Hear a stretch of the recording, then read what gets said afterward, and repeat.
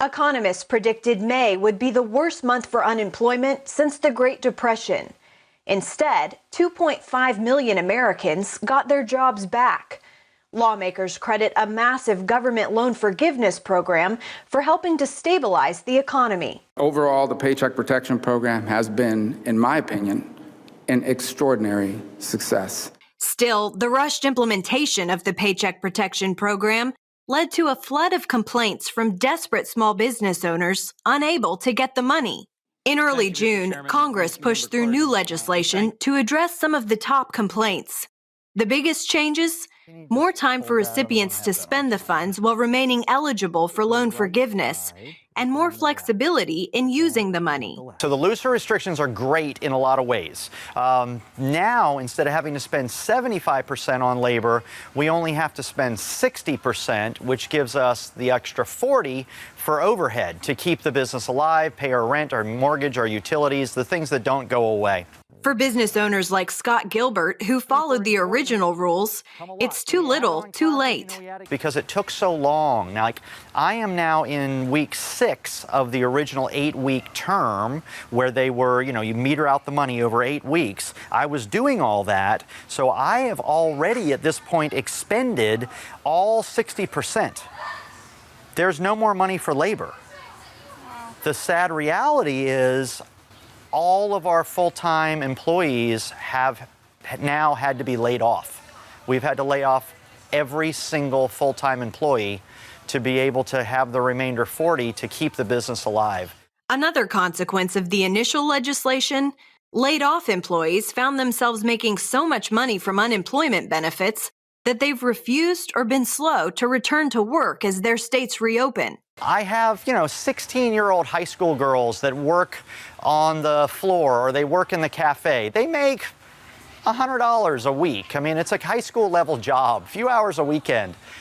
They're now getting $700 a week from unemployment. Mike Owen and a partner own several Great Clips franchise locations. It took more than a month to receive their initial government funding. During that time, they paid more than $400,000 of payroll out of pocket. What we understood on March 23rd, when the governor put out the order that we were going to be closed, that the government was going to provide this PPP funding, and that the idea was to keep your employees employed and on the payroll. So we continued to pay them from the 24th of March on. Their employees stayed off unemployment and are now willing to come back. But that initial $400,000 is not eligible for reimbursement. A break-even year is not really what we're looking for right now. We're looking to have the ability to continue into next year and recover from that point. Now, business owners face applying for the loan forgiveness, a process made much more complicated by the new law.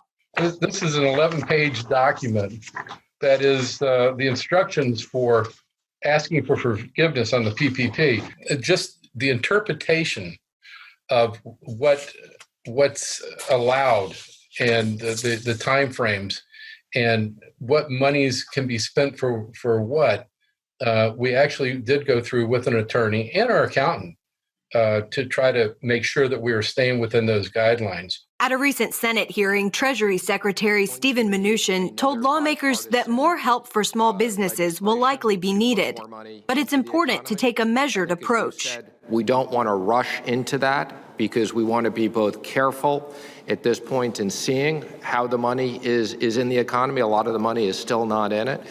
And two, I think we need to be much more targeted at this point. So I think at the point when we were in an emergency, we had to put a lot of money in the economy, and we knew that it would not be perfection. But I think whatever we do going forward needs to be much more targeted, particularly to the industries and small businesses that are having the most difficulty in reopening as a result of COVID-19. Republicans say it's most important for states to continue to reopen so that Americans can get back to work, stimulating greater economic recovery. Small business owners are hopeful that if their doors are open, the people will come, and slowly things can return to business as usual. Caitlin Burke, CBN News.